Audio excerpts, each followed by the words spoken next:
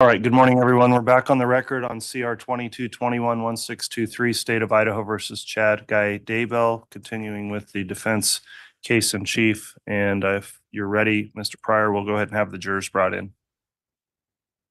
Yes, Your Honor. Thank you.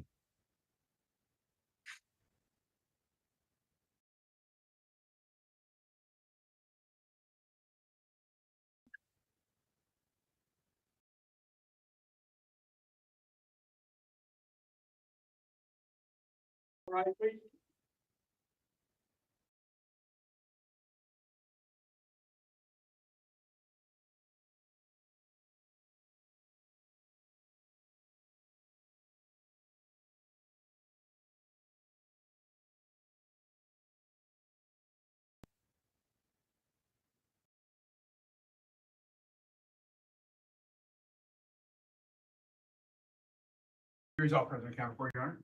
All right, thank you, Mr. Bailiff. Please be seated.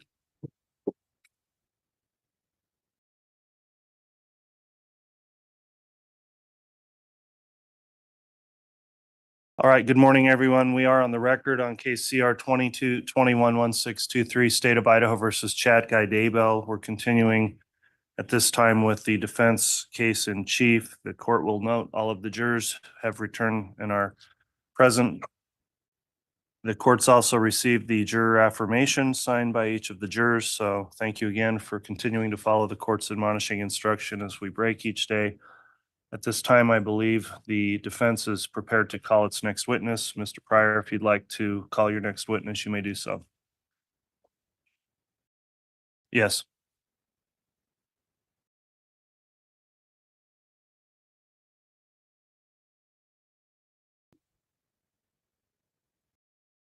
Okay, if you'll give us just a minute, we need to get our FTR working.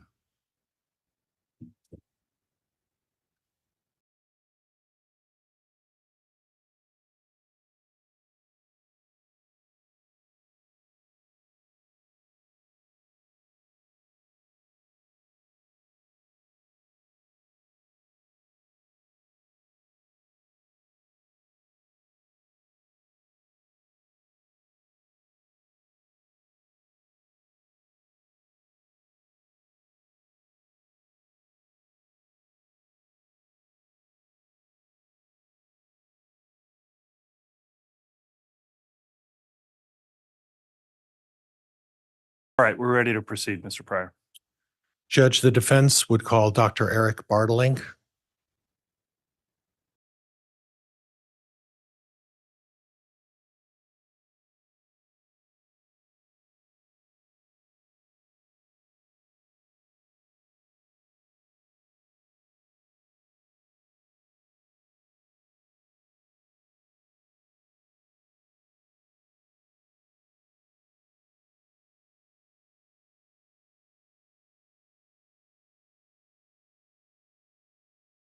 Solemnly swear or affirm that the testimony you are about to give shall be the truth, the whole truth, and nothing but the truth, so help you God? I do.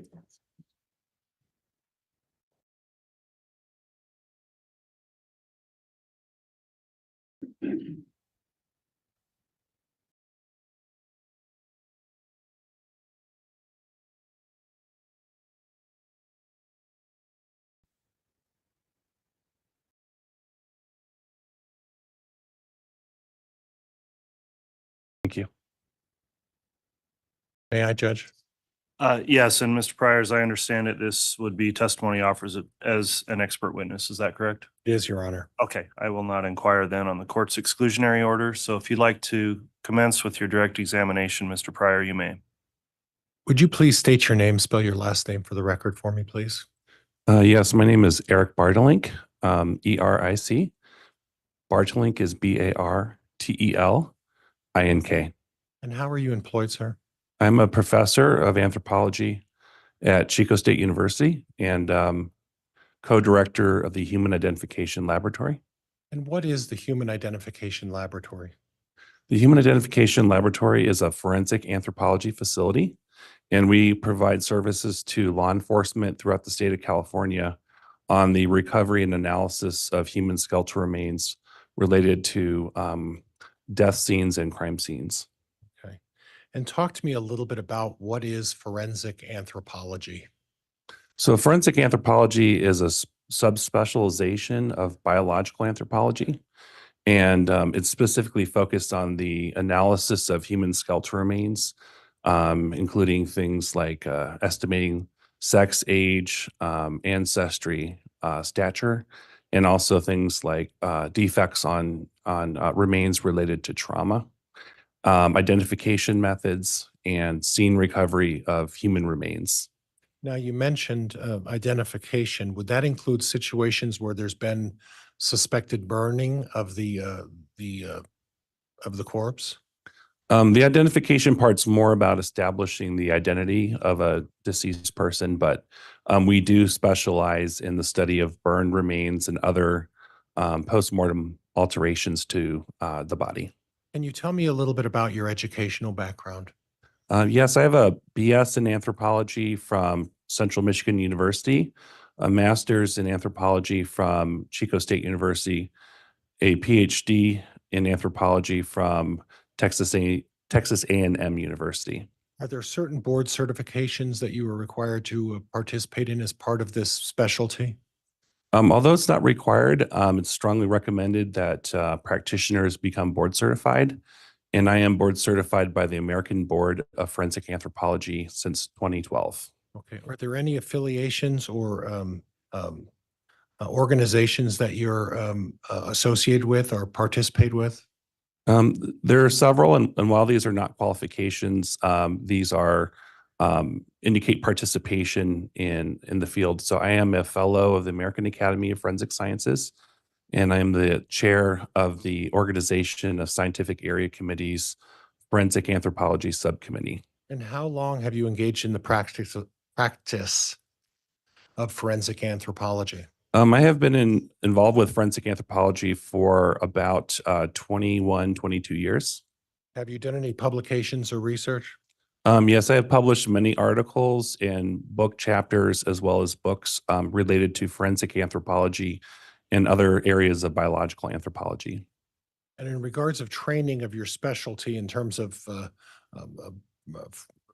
fire-caused issues related to the burning and fire, what sort of training have you had in that capacity?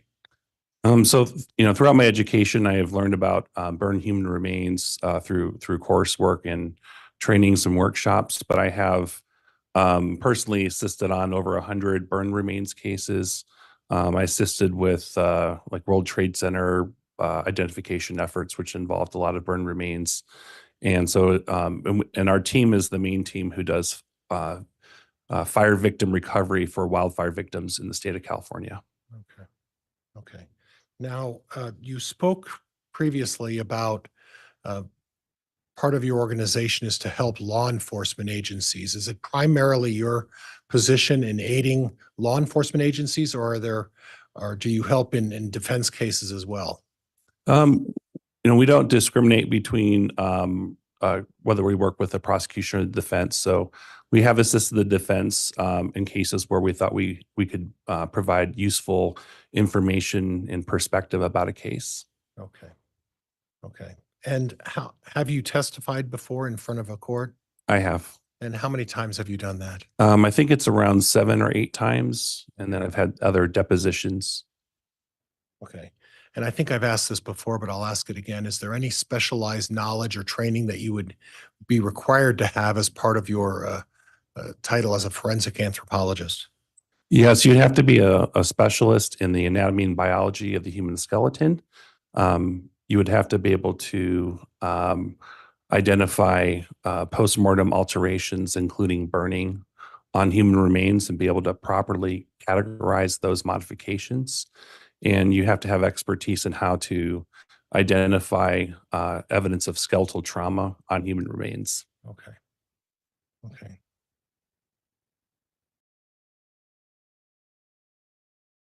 Judge, I previously had marked Defense Exhibit 136. My understanding, and I won't speak for the state, but my understanding is the state has no objection to the admission of 136. We do not, Your Honor. All right, and Exhibit 136 then is offered and admitted. And can you explain what the exhibit is, Mr. Pryor? The exhibit is Dr. Bartolink's report, Judge. Thank you. And Judge, for ease of use, and for me and probably everybody else, I'd like to utilize the Elmo. My understanding is the state has a copy of the very document as well. And I'd like, for purposes of publication, to use the Elmo device to publish. Okay, if you'd like to publish a conforming printed copy of the exhibit Okay. on the Elmo without objection from, if there is no objection from the state, you can publish it that way. Your Honor, we have no objection to that. All right. Now, Dr. Bartolink, you were contacted by my office for what purpose? We were asked to analyze the skeletal remains of Tylee Ryan. Okay. And I'd like you to go through the process of what steps you took to conduct that review and investigation. Yeah, so me and my colleagues, Dr. Colleen Milligan and Ashley Kendall, came up to Rexburg, Idaho, and did an analysis of Tylee's remains on December 18th. We worked with the Rexford Police Department to unpack Tylee Ryan's remains and to sort them into anatomical position on a table so that we could conduct an analysis. We performed an inventory, which is a tabulation of all of the bones that were present. We also filled in a skeletal diagram indicating which portions of Tylee's remains were present and absent. Because she was already identified, we did not conduct an estimations of sex, age, etc. But we did conduct a trauma analysis by examining each bone to look for any kind of defects or modifications. And we also recorded the pattern of burning across the skeleton. And the length of time in order for you to do this was approximately how long? We conducted this in the span of one day, and it was 3 forensic anthropologists working together. And so we were able to conduct that work in approximately a 6 to 7 hour period between the 3 of us. Okay. So 18 hours of between the 3 of you approximately. No, total of about 6 to 7 hours with us working all together simultaneously as a team. Okay. So but the 3 of you were all engaged in work at the same time, correct? Correct. Okay. So, and those folks were associates with your organization, is that correct? Yes, they are professors that work with me in the Human Identification Lab and are professors at Chico State University. Both PhDs, Correct. and both have similar experience and training and as you have, is that correct? Yes, that's correct. Okay. Now, as part of your review and investigation, you prepared a report, is that correct? Yes, that is correct. And I'm not going to go into every word in the report, but in essence, as part of your investigation, what did you discover in regards to the inventory of the remains? We found that there were certain areas of Tylee Ryan's remains that were absent, and this included large parts of the vertebral column, most of the left and right arms, and large portions of the legs, kind of from mid-thigh down towards the ankle on at least one of the legs. And Judge, could I utilize the Elmo device at this point? Yes.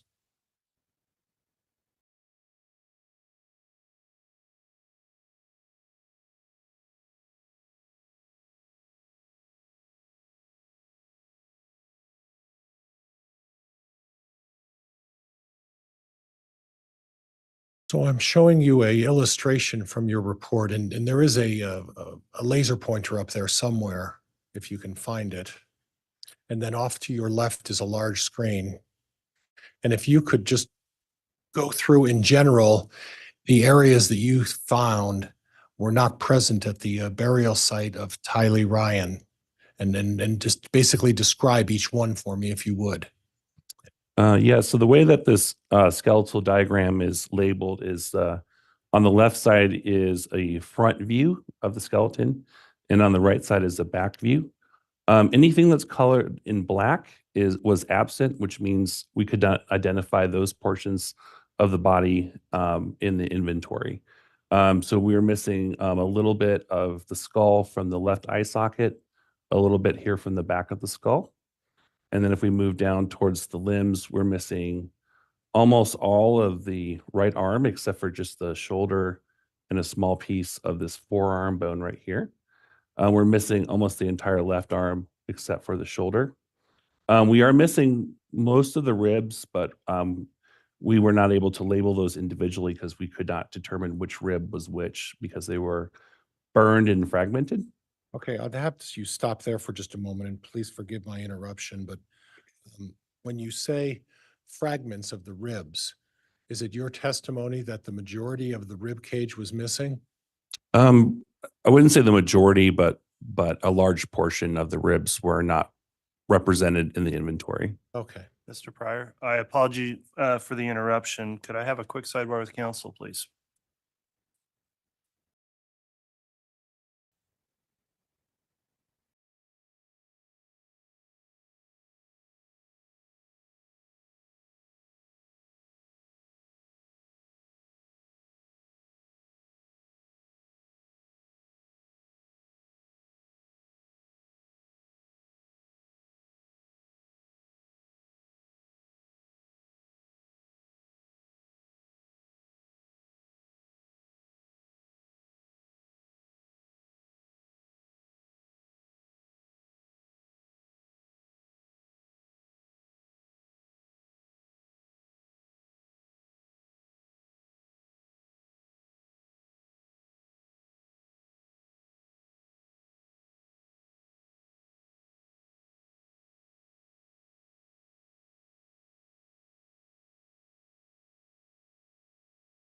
Excuse me, Doctor.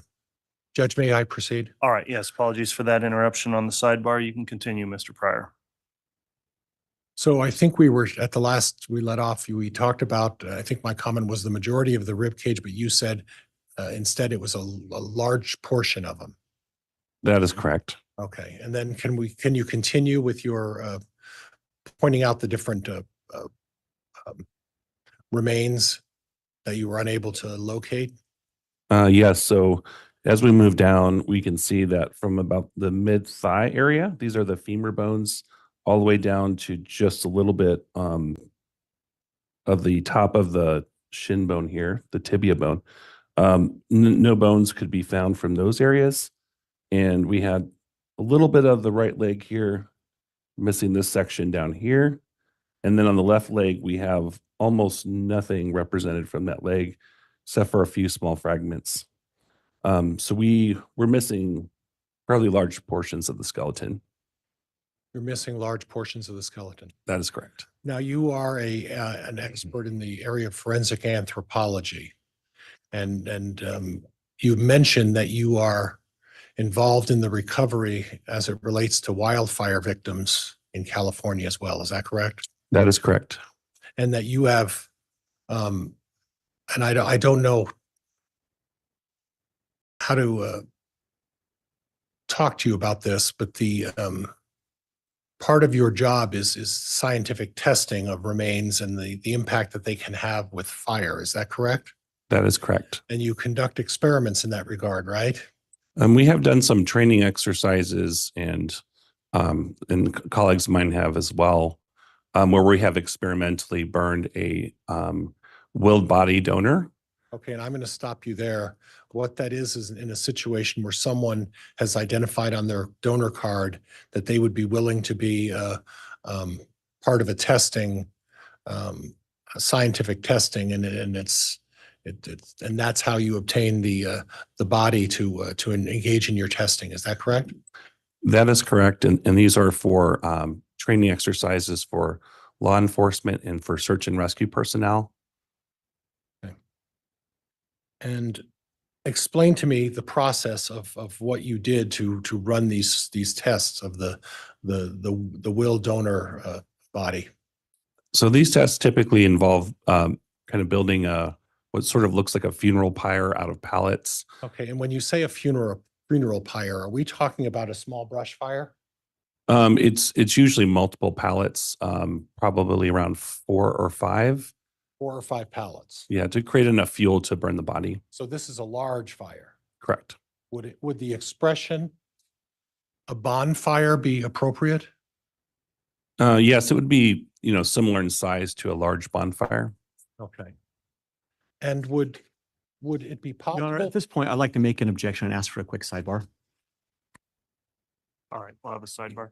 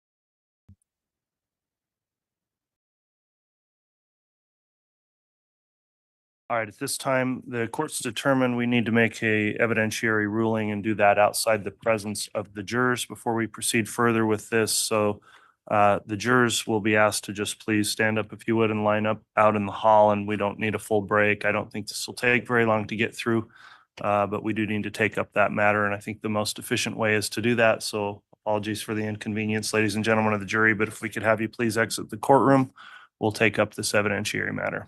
All right, please.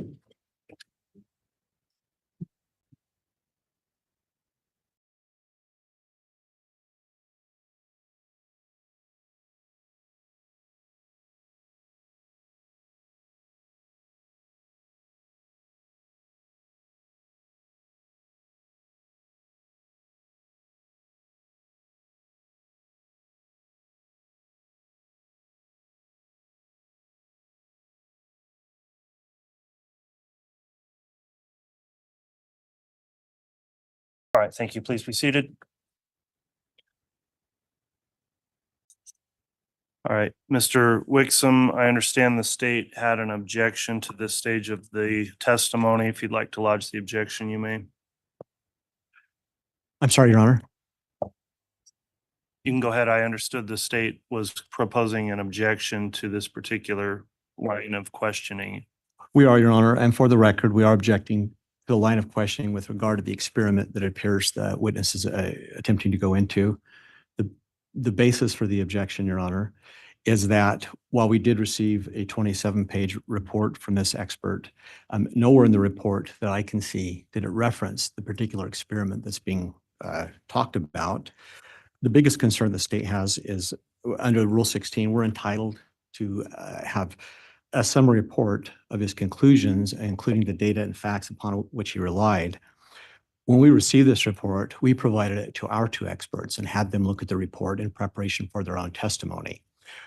Certainly, I'm prepared here today to respond to and to deal with the conclusions in the summary report as provided, but we didn't have an opportunity to have our experts consider the way and the methodology that he may have used in this experiment we didn't know about in preparation for a potential cross-examination here, nor in preparation for the calling of our own witnesses. And so for that reason, as to the line of questioning, any reference to any experiment, we would object to that being admitted at this time.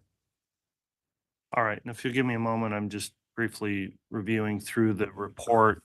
And so that was admitted as Defense Exhibit 136. And your proffer to the court here, Mr. Wixom, is that contained within that 27-page report, there's no mention of an experiment regarding fires. Is that what you're saying? That's my understanding, Judge, and I believe that's been confirmed off the record. All right, response, Mr. Pryor. Judge, this was part of a training exercise to show how he analyzed and determined burn marks, deciding when and where a corpse and how it was burned. So if the court would like me to rephrase it, instead of rephrasing it as an experiment, I can rephrase it as a training in order to help aid him and his organization in making the determinations that they do as part of this. I'm not suggesting in any way at this point the manner and type in which the remains of Tylee Ryan were burned. What I'm suggesting, Judge, is this was a training exercise that his organization engages in as part of his wildfire training, and that he's describing that this is the methodology that they use to do that in this particular isolated incident. I don't think it's necessary in that situation. This report would be 100 pages if I had to put in every training exercise this expert has engaged in to gain the knowledge that he has.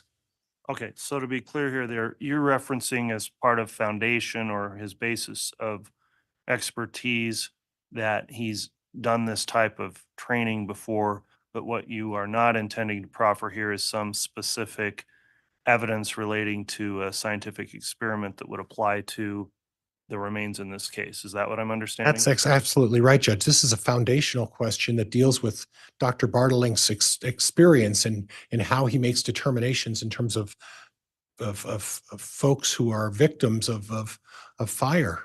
Okay.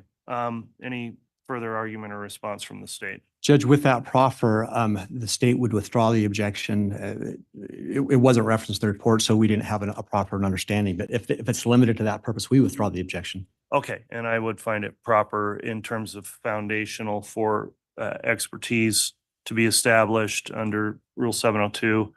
And so with the state withdrawing that, we'll go ahead. If that's where the testimony is heading, Mr. Pryor will let the jurors back in. Of course, if it were going into a realm of some specific experiment that took place relating to the evidence in this case, then likely the objection could be renewed, and I would then issue a further ruling.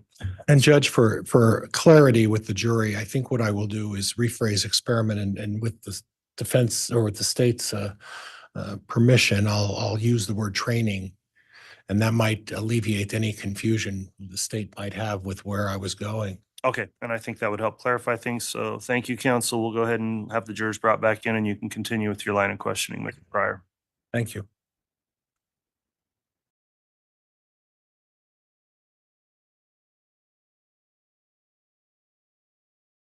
All right.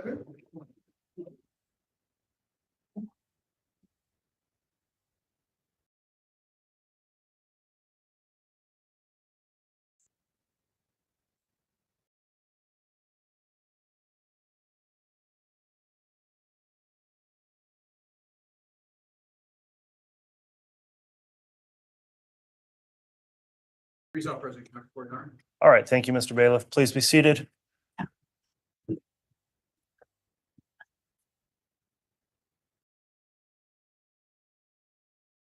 right, Mr. Pryor, if you'd like to continue on your direct, you may.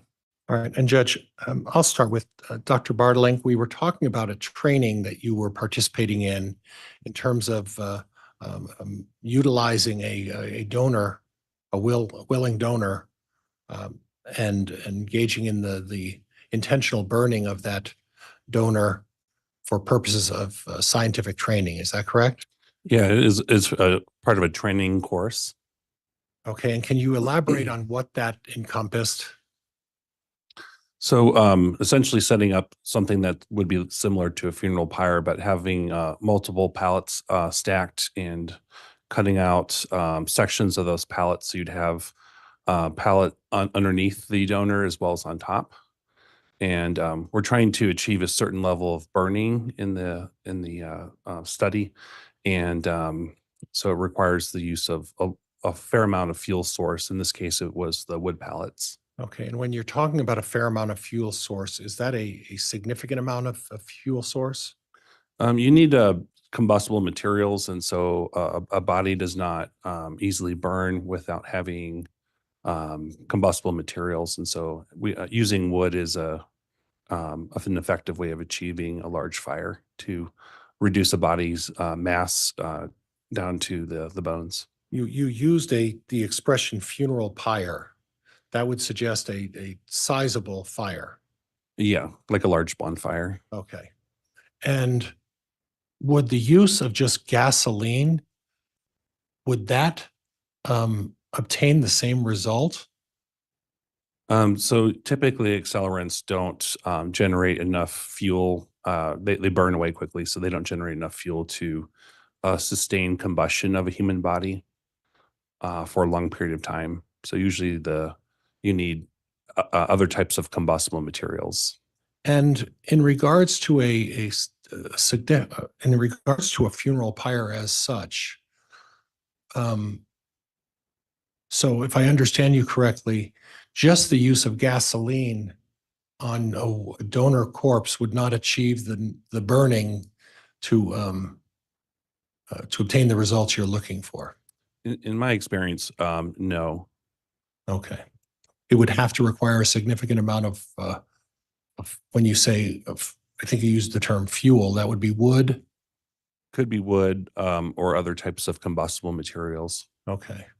Okay. Something that would burn easily That's correct. in a large quantity That's correct. to generate a significant fire Yes. over a long, prolonged period of time Yes. to obtain the same result. Yes. Okay. Now I'd like to go back if we could utilize the Elmo again, Judge. Yes, you may.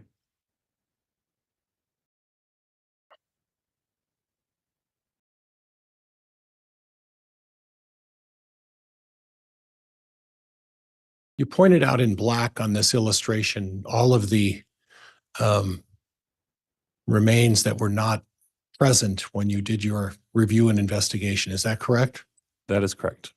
Would the use of a fire be the explanation as to why you didn't have a complete skeleton? Only partially. So there were bones that could not be identified to a specific skeletal element, but there was so much missing that was not accounted for. So I believe there are a large amount of these remains that are actually missing, but a small amount are bones that I could not identify what they were. So you reviewed the testimony of the excavation of the site with a bulldozer. Is that correct? I did review the reports on the excavation of the remains. And that they used a bulldozer and took care to try to locate all of the remains. Is that correct? I believe so, yes. And yet they didn't have the remains. I don't know where the missing remains are, so I can't comment on Okay. that. But in fact, you don't have all of the remains, correct? That is correct. And you believe that the remains could not be determined to have been burned out or disappeared as a result of a fire. Is that correct? Not entirely, yes, that's correct. And there are bones missing. Yes. Okay. Significant amount of bones missing, right? Yes, you can see from the skeletal diagram, everything in black was not identified in the remains. Now, I want to continue with your report. Were you able to make a determination as to whether the body was burned as being intact? Based on the burn pattern, I do believe that the most likely possibility is that the body was burned as a whole, not in pieces. Okay. And would it be fair to say you can't make a determination as to the length of time it would take to burn the body? We could only provide sort of minimum timeframes, but there's, how much fuel is used, the size of the body, and other factors all can alter those parameters. So there's no definitive way to determine how long it took to put Tylee's remains in the manner in which they were found. Is that correct? That is correct. In addition, there were some fragments, and I want to use the word fragments because in the fire pit, there were some objects that were removed from the fire pit. Do you recall seeing that? Yes. Are you able to determine what type of fragments those are? Most of the bones that were in the fire pit lacked diagnostic characteristics, so they could not be identified as being either human or animal. Right. So we don't know what those fragments were. Would that be fair? That is correct. Okay. You noted that there was a canine mark on part of the remains of Tylee. Is that correct? That was not something that I noted, but had been noted by the anthropologist with the FBI. Okay. And do you recall the location of that canine mark offhand? I believe it was on one of the shoulders, so where the shoulder connects to your shoulder blade. I don't remember if it was on the left or right side, but it's we made those observations and did not see evidence of scavenging. But sometimes making those determinations is very challenging. And I said canine, I meant carnivore. Yes, So we don't know when a carnivore may have made those marks on the body. Is that correct? we do not, and I'm not certain if they're carnivore marks or related to the burning process. Okay.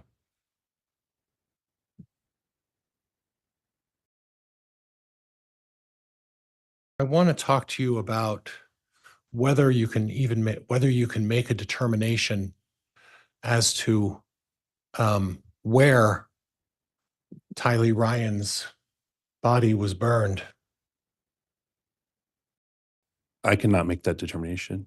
So in other words, you can't make the determination that her body was burned on Chad Daybell's property. Is that correct? I cannot make that determination. And you can't make a determination as to the day or time that the body was burned. Is that correct? That is correct.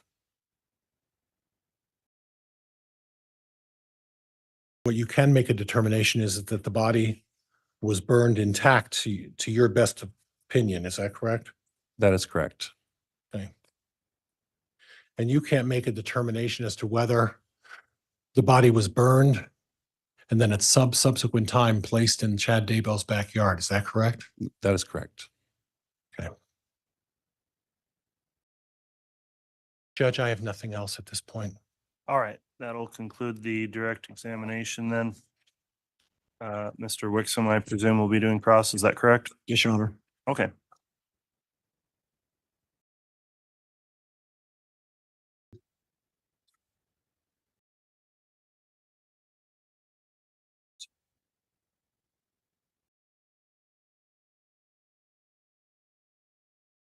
Good morning, Dr. Bartlink. Good morning.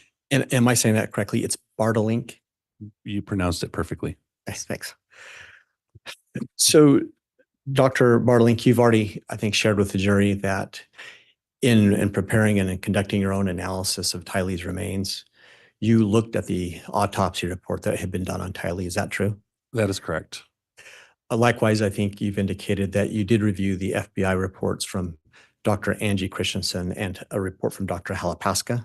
Is that true? I did, yes. Okay. And you have a professional relationship, or at least a collegial relationship, with Dr. Angie Christensen, don't you? That is correct.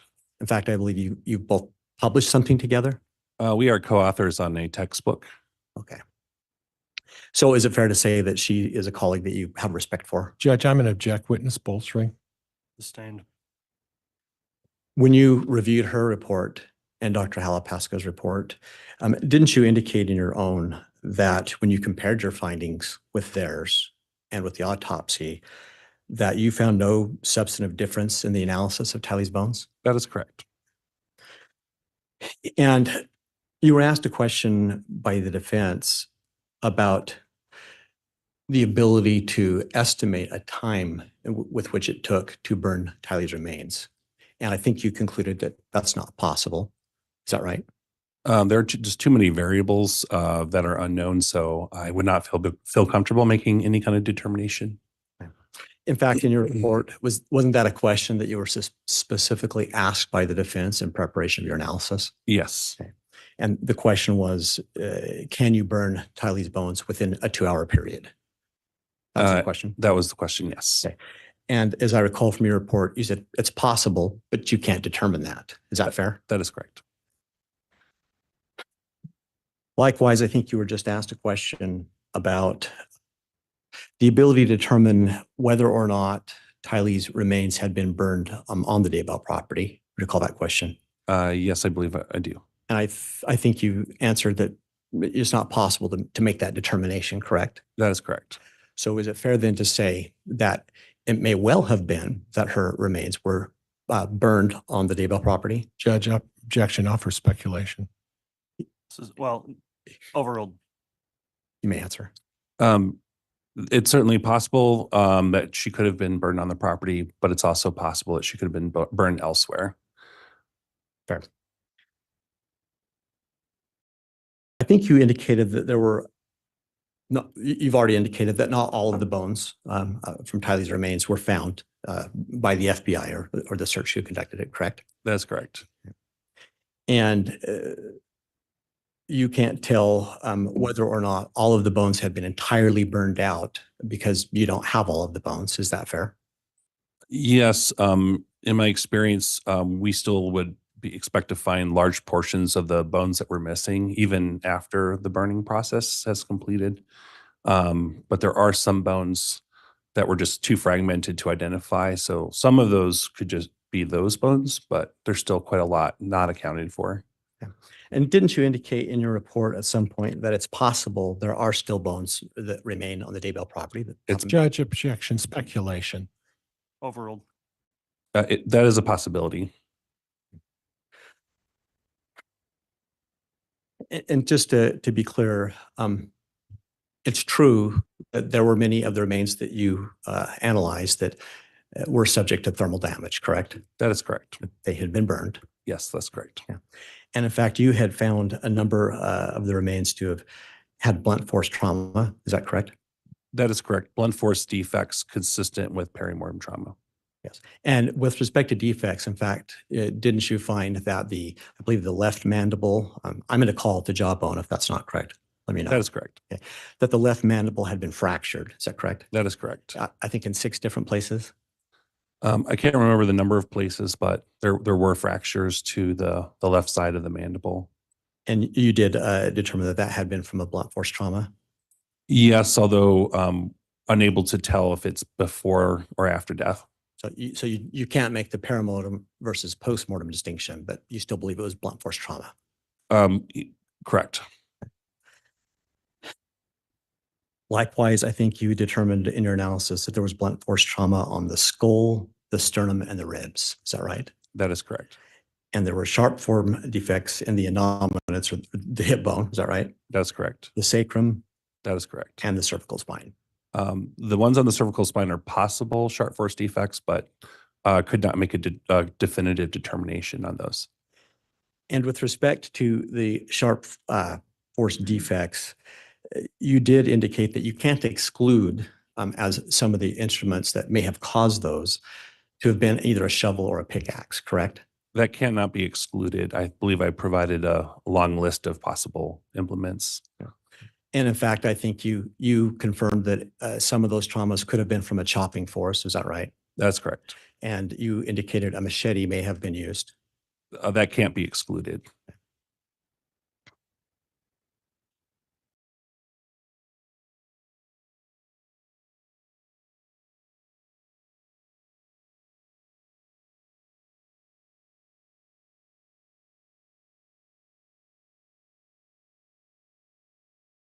And I think finally, you had indicated that there had been some rib fractures. Is that right?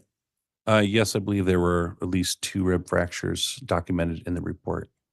And you likewise believe that they were likely caused from blunt force trauma? Yes, consistent with blunt force trauma.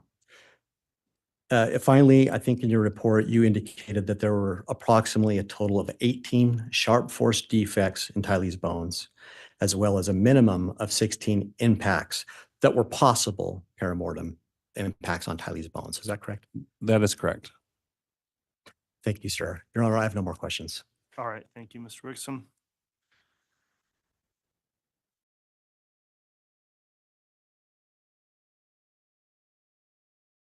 Mr. Pryor, you can conduct redirect if you'd like. And thank you, Your Honor.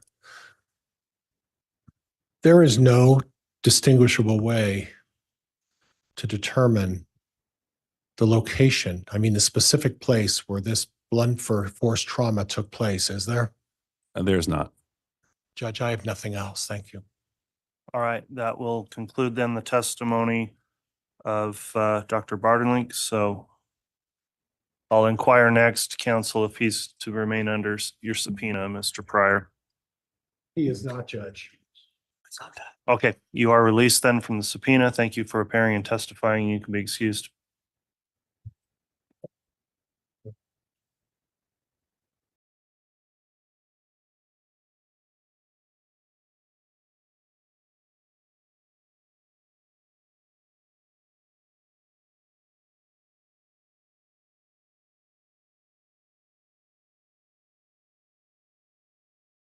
All right, Mr. Pryor, does the defense have a next witness to call? Judge, could we have a sidebar just very briefly? Yes.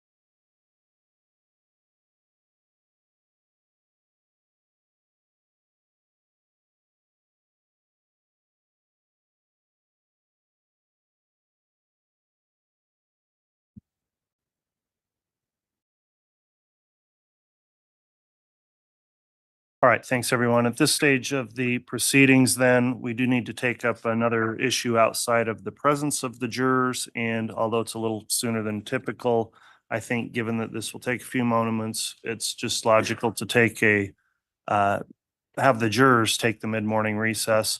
We'll take this matter up outside of the presence of the jurors. And so we will have that, and then we'll take a break as well at the end of the matter we take up outside the jurors' presence. So if we could have the jury excused at this time for the mid-morning break, we'll do that now. All right, please.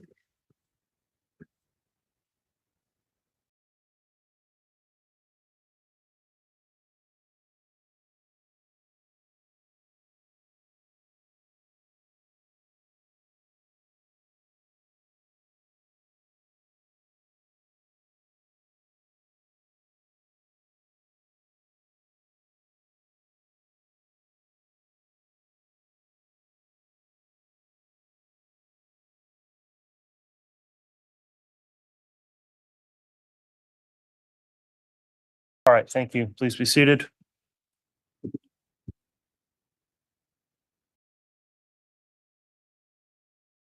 All right, we're on the record now. Outside of the jury's presence, the courtroom's still here in these proceedings. After sidebar with counsel, the court's been advised that at this point, the defense does not intend to call any further witnesses. So I guess the remaining issue or question to address would be whether or not the defendant's going to testify. Mr. Pryor, is that the status of where things stand with the defense case in chief? Yes, Your Honor. Okay. Uh, Mr. Daybell, I will instruct you that there is going to be a jury instruction in this case the court's going to give. It states, and I'm paraphrasing, that you do have a constitutional right not to be compelled to testify. The instruction will say the decision whether to testify is left to the defendant acting with the advice and assistance of the defendant's lawyer. The jury will be instructed not to draw any inference of guilt from the fact the defendant does not testify, and the jury will be instructed not to discuss or enter into deliberations the issue of the defendant chooses not to testify. If in fact you are going to testify, then Mr. Daybell, there's a further admonishment or advisement I would give you going forward. So let me begin with Mr. Pryor and just first just inquire whether or not you have discussed with your client whether or not he intends to testify. I have discussed that matter with Mr. Daybell, Your Honor. All right. And does he intend to offer testimony in this trial? He does not. All right. Mr. Daybell, have you in fact discussed that issue with your attorney? Yes, And has he advised you of your right to either testify or not be compelled to testify in this trial? he has. All right. And it's your decision to not testify. Is that correct? That is correct. Okay. Thank you, counsel. I appreciate you clarifying that with the court outside the presence of the jury. So with that, then we'll take our morning recess, and I will ask the defense then in the presence of the jury if they rest their case. And again, the court will provide the instruction to the jurors that they may not consider the decision of the defendant not to testify in their deliberations with that instruction that'll be provided. So we'll take the mid-morning recess, and let's come back on the record in about 15 or 20 minutes. And we'll continue with further witnesses from the state if there are any in the defense resting. Thank you, Your Honor. Thank you. Do you need to use the restroom? All rise. Folks, please grab all of your belongings as you head out. And return at the top of the hour in 30 minutes.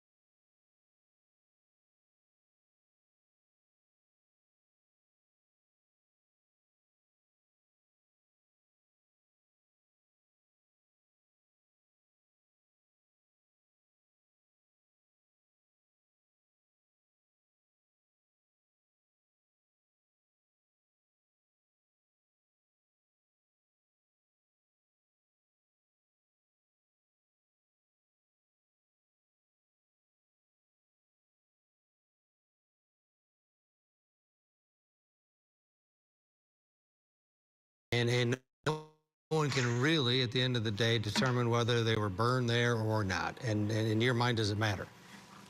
Yeah, and that's the point. The remains are there in his pet cemetery, there on his property. Whether or not they were burned there, I don't know is material to whether or not he had anything to do with it. How did they get there?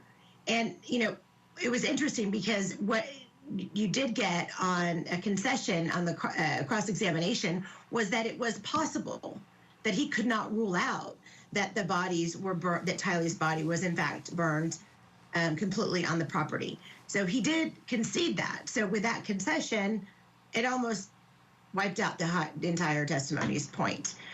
So I thought it was an excellent, short, quick, to the point cross-examination by the prosecutor there. Yeah. And, I at the end of the day, I don't know that was really that powerful of a bit of testimony or witness anyway. Yeah, I think at the end, you're going to hear in the closing arguments that, well, Chad didn't know. It was just Alex Cox and Lori did all of this, but we did see we saw the... Shocked. Yeah, and Chad was talking to Alex on the phone that day. So there's communication there. It's now to the time in the defense case, it's we're going to find out if Chad takes the stand. This is man, if he were to take the stand, it would be wild, because just the question that Larry and Kay asked, where are the kids? I mean, are you kidding me? You didn't know where these kids were the whole time? You never asked? I can't see him taking the stand. On the other hand, I can't see him walking out of here not guilty or even hanging this jury. What do you think is going to happen here? We'll find out momentarily whether he's going to take the stand. I would bet a lot of money that he doesn't take the stand. I don't know that it helps at all. It's not, you see cases where you have nothing to lose, let's just do it. I think that here, you've got a fairly good defense that has been put on, particularly with respect to Tammy Daybell and her death, and, whether or not he did it. I think that you've got, a possibility that a jury might not go for that, or I don't know. I think and it's a death case. You don't want to offend people by lying up there on the stand. Exactly. Because they have your life literally in their hands. So yeah, we'll find out. It's not worth it. Definitely. Let's do this. Let's get a break. We're a couple things brewing right now. We're gonna listen to Chad discuss with Judge Boyce the subject of taking the witness stand. Plus, we're going to head to Kentucky Live. The Louisville Police and the mayor just starting a press conference here on the arrest of PGA superstar Scotty Scheffler. What are they going to say? We're expecting some video of the incident as well to be shared with the media. That is next. Stay with us.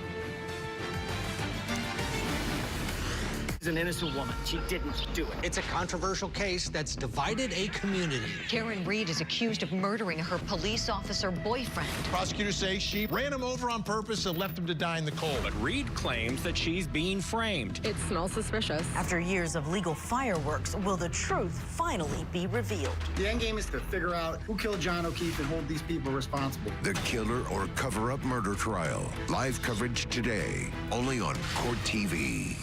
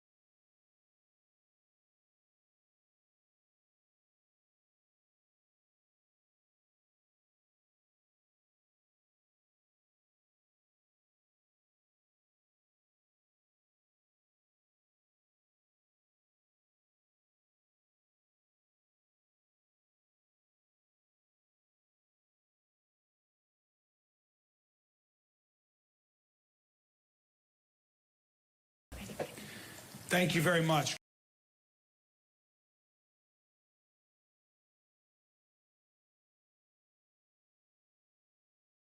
Of Mr. Mills just after 5 a.m.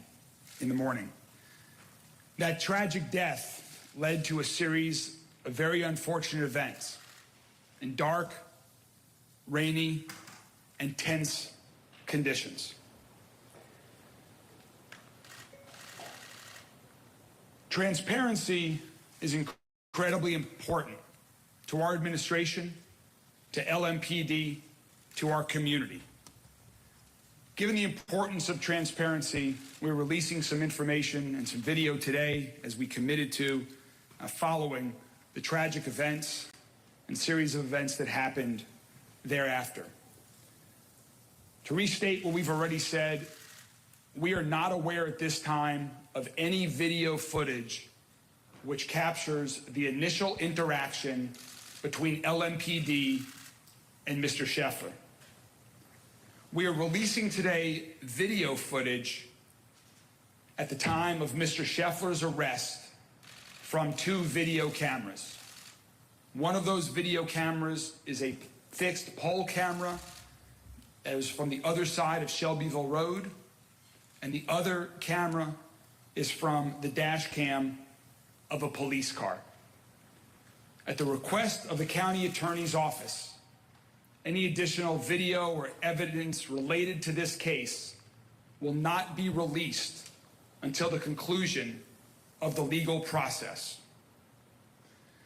Chief Jacqueline Gwynn Villaroel is now going to speak to the investigation of the arresting officer with respect to the lack of use of body-worn camera. Chief? Good morning. Thank you all for joining us. Thank you for your patience as we worked together all available facts regarding this incident. Obviously, it is of great public interest, so we appreciate you providing us the time to ensure that we release accurate information while the judicial process is occurring. We are grateful to PGA, officials, and Mayor Greenberg for bringing this prestigious event to our beautiful city on last week. But tragically, last Friday, we lost a beloved community member who was working the event.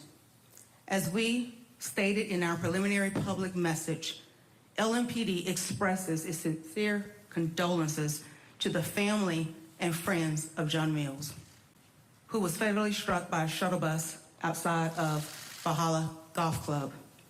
By all accounts, we have learned that Mr. Mills was known for his kindness and dedication to our community. His passing has left a notable void in the golfing community and throughout the city. Regarding the results of our internal investigation, Detective Gillis did have an encounter, as we know, with Mr. Scotty Scheffler. Detective Gillis should have turned on his body-worn camera, but did not.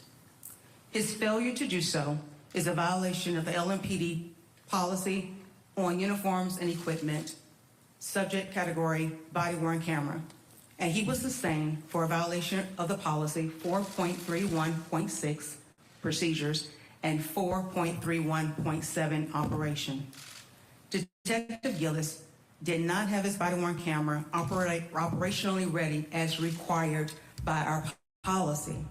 He was performing a law enforcement action as defined in our policy. Further, in section 4.31.7 states, members... Okay, we're going to slip in a commercial break here. We'll get you back for the remainder of this press conference concerning golfer Scotty Scheffler, then back to Idaho for Daybell. Stay with us.